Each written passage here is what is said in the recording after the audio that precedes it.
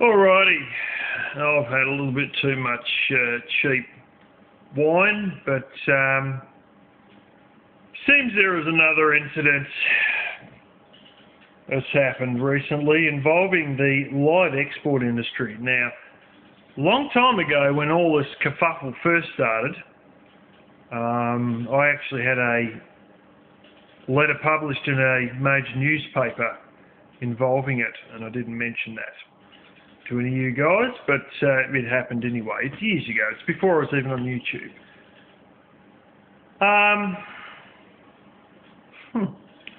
That involved live exported sheep, who they show photos of. Now, there's this particular thing that sheep do when they're let out of gates, especially if they've been stuck inside a pen for a long time. They will do this little jump for joy thing, where they sort of, instead of just running out the gate, they actually jump as they're running out. And they were showing photos of that, proving that sheep were being rough-handled. And it's not proof of anything except the sheep being happy that it's finally let out of one pen, and in this case, being let out of a pen and loaded onto a ship.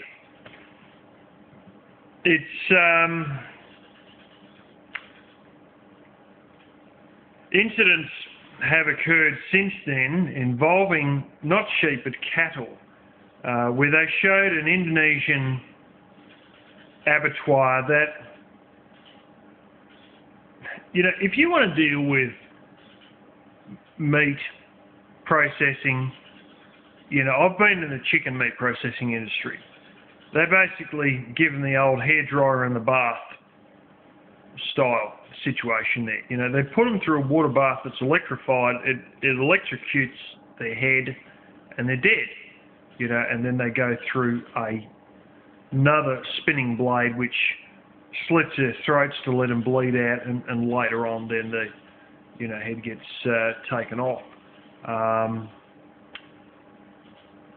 by another blade. But quite simply, this Indonesian abattoir that dealt with cattle, instead of dealing with it in a reasonable manner, as we did with a piggery, the standard procedure over here, is a bolt gun. Now basically it's a stainless steel shaft loaded onto an 8mm blank, which I know you have in Europe. Hell, I've actually got an empty cartridge sitting in my car.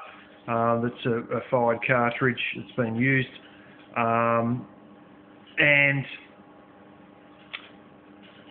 it's basically like a pistol cartridge with no bullet, but instead it forces a stainless steel shaft into the head and retracts back with a spring that's inside it. It's a strange looking thing. It almost looks like a brass fire hose fitting thingy, like a firefighting nozzle made out of brass. It looks very similar. It doesn't look anything like a firearm at all. That's what they use in abattoirs, generally speaking, but probably a semi-automatic version. This was just a single-shot version that we had at the piggery, and quite simply, when a pig was unable to walk and, you know, inevitability was coming, you would just give it first an injection of painkiller, and then second an injection of what's called Stresnol 200, which is a paralytic. Basically, it's a temporary paralysis, whatever you want to call it. It paralyses them. And you inject that after the painkiller, and then there's no chance you're going to go berserk and bite your fucking ankle off. Then you step into the pen, and then you go with this thing through the head. Now, that's pretty standard. My father in the 70s worked in reasonably large scale, quite large scale, and my mother did too, in another one, run by another company, beef abattoir in Queensland, where they would bring in this beef, you know, bring in cows and knock them off, basically for the Japanese market, and also the American market, actually. The American grade meat was the absolute dregs, apparently.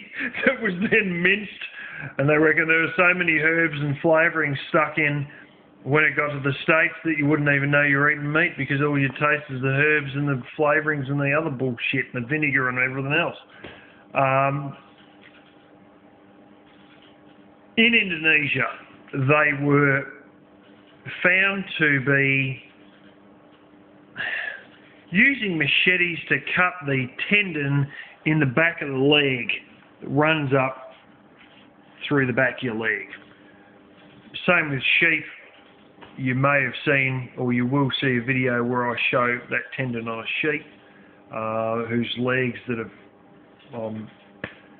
skinning, and basically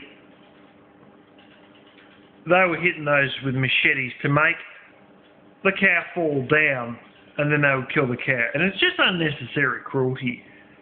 Instead of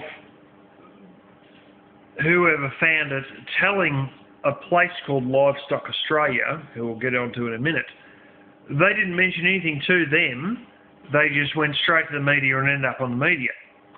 At the time, we were under a Labor government who was partnered in with the Greens Party, and quite honestly, I don't think we're under the power of the Labor government.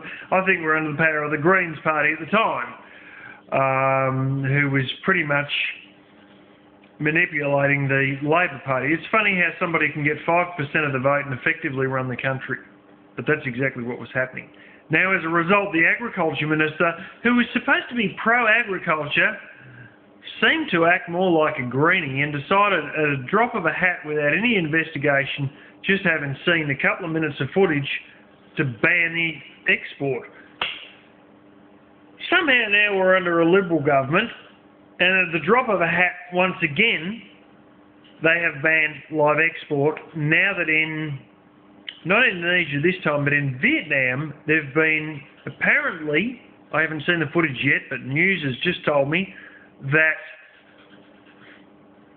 they were hitting cows on the back of the head with a sledgehammer to kill them. Fucking hell, this is a country that had a war zone that has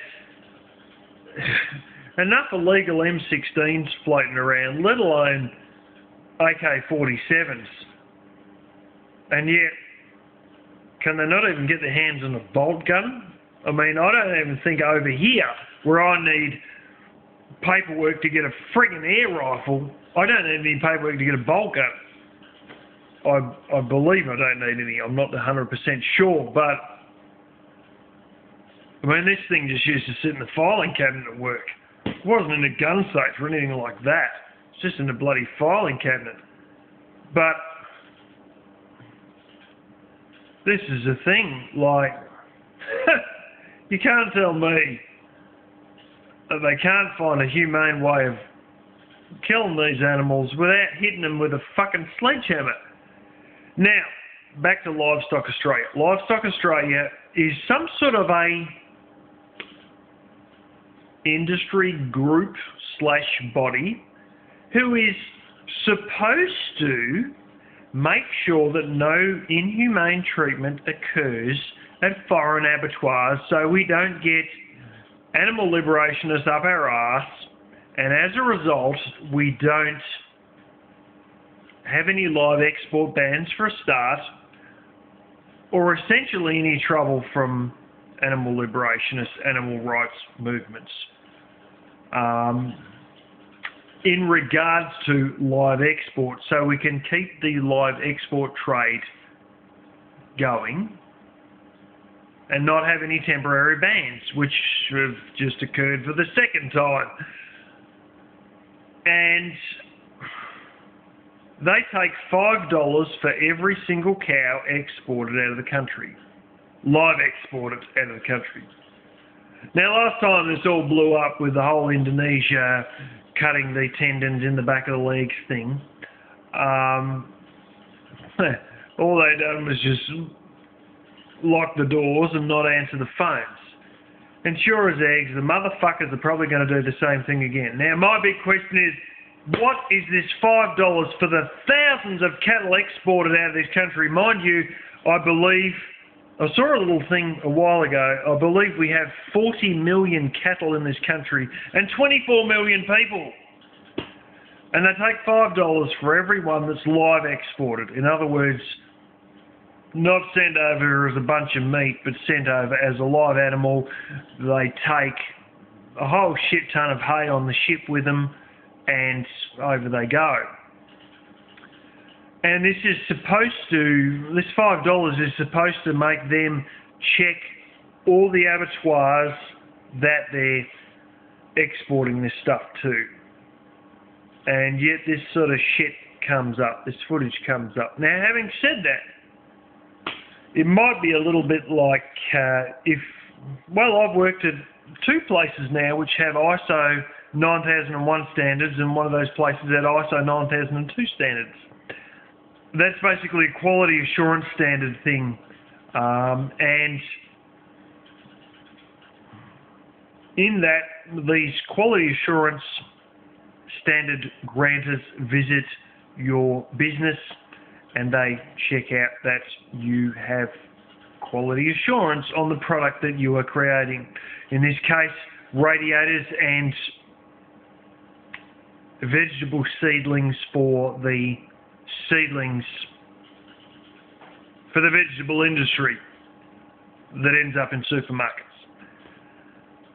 I can tell you with 9001 and 9002 standards, they don't step out into the nursery to have a look, and neither with radiator manufacturing 9001 standards do they step into the actual plant. They sit there and they scrutinise the bejesus out of all your paperwork for about 3 days or so. I don't know how long it took for the nursery, but for radiator manufacturing it took 3 days. At no point did they step onto the factory floor. No point. This same horse shit may happen with Livestock Australia. Or it may be the old thing of, Livestock Australia's got to be coming. We better borrow/hire a bolt gun to do it all properly and do it all nicely, and for the love of God, clean all the blood up off the floor, and for the love of God, let's use laundry and clean all the uniforms and make it all look like we're a beautiful, clean abattoir while the standards guys are here, and then as soon as they go, no, who gives a fuck? That could be happening. So this $5 per beast is going over there for nothing. But then again, let's face it. The only way this footage is getting out of the factory is not by Indonesian workers on fucking 50 cents an hour with phones that they couldn't afford, filming this shit and uploading it with an internet connection that they also couldn't afford to an animal liberationist. This is filmed most likely, I assume, by white people. And when white people turn up, as I've seen working amongst Vietnamese in a vineyard, as soon as the white person turns up, they all act very prim and proper again. And that's Vietnamese vineyard workers. What about Vietnamese abattoir workers in Vietnam instead of being in Australia? I would assume that the boss would give them a heads up to be really good. You would think so. And you would think as a result that the white person who has enough money to own a smartphone, who's videoing this bullshit going on, the abattoir boss would know that this white person is walking around. Because I don't think it's one of the local Indonesian workers filming this stuff. And they know that if they were caught filming this stuff, they would lose their bloody job, and they can't afford to lose their job in such a poor country. So then I really question, how did Livestock Australia not pick it up? And yet somebody else pick it up who was obviously rich enough to own a smartphone, not an Indonesian peasant who, if they went in the abattoir, they'd be out in the friggin' rice paddies. So anyway, I bet you Livestock Australia will do what it always does and just lock the doors and not answer the phone, and I think we ought to fuck them off and get somebody who's going to play ball, or just sack the entire fucking board and just put more people in. Change the culture of the place so that they make sure the shit's going on. or that they actually are smart enough to